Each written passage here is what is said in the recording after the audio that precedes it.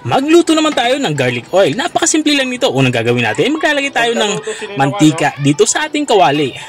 Medyo madaming ang mantika ang kakailanganan natin dito sa ating pagluluto ng garlic oil. At matapos natin mailagay itong ating mantikang gagamitin ay papainitin natin to. At para naman malaman natin kung mainit na talaga yung ating mantika ay gagamitin natin to ng toothpick.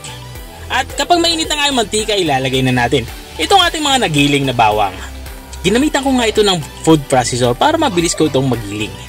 At matapos natin itong mailagay lahat ay haluin lang natin to. Yung paggagawa nga ng garlic oil ay sagana sa halo dahil kung pababayaan mo ito ay masusunog ang ilalim nito. At dito nga sa parte ito ay naglalagay na ako ng mapampalasa. Unang inilagay ko nga yung ating asin.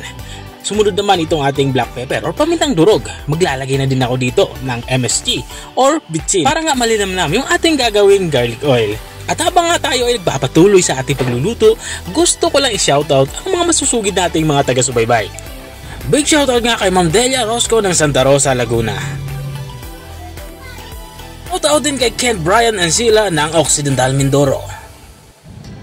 Shoutout din kay Ma'am Fatima Castañares. Sabi niya pabati naman. At shoutout din kay pinagtagpo pero hindi tinadhana ng Naik Cavite. Kay Sir George Martin Au ng Calamba, Laguna. Shoutout din kay Esther Bermio. Sabi niya pa shoutout naman po Lods. Shoutout din kay Jomar Felicitas ng Nueva Ecija. At kay Sir David Jimenez ng Calamba City, Laguna. At maraming salamat din sa mga walang sawang nanunood at sumusuporta dito sa aking page. At balik tayo dito sa ating nilulutong garlic oil. Matapos ko nga itong lagyan ng mga pampalasa, dito sa parteng ito ay nilalagyan ko na ito ng 2 pirasong dahon ng laurel. Ito naman ay magbibigay ng napakabangong aroma dito sa ating nilulutong garlic oil. At tuloy-tuloy lang tayo sa ating paghahalo. Huwag natin itong tigilan sa ating paghahalo kasi sa parteng ito ay halos patapos na nga din tayo. Kung nakikita nyo, nagkukulay brown na yung ating garlic. Itong indikasyon na malapit na itong maluto. Tuloy-tuloy lang tayo sa paghahalo para hindi nga ito masunog. At kung nanonood ka pa rin hanggang dito sa kalagitnaan ng aking video, ibig sabihin ay nag-e-enjoy ka, baka pwede mo naman i-comment kung tayo saan ka para alam ko kung hanggang saan umabot ang aking video. At balik tayo dito sa ating nilulutong garlic oil at dito sa parteng ito ay halos patapos na nga din ako sa aking pagluluto.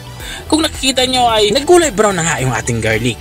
Ibig sabihin ay luto na nga ito. At dito sa parteng ito ay papatayin ko na yung apoy. At ito na mga mantika natin ay mainit pa kaya tuloy-tuloy naman yung pagpiprito nito kahit wala ng apoy. At ito na nga, lutong-luto na nga itong garlic oil. Sa pag-iimbak naman ito, ilagay nyo lang ito sa malinis na lagayan. Katulad ng mga maliliit na garapon. Kung nakarating ka hanggang dito sa dulo ng aking video, maraming salamat sa panonood. Kita-kita ulit sa mga susunod na mga videos. Paalam, bye-bye!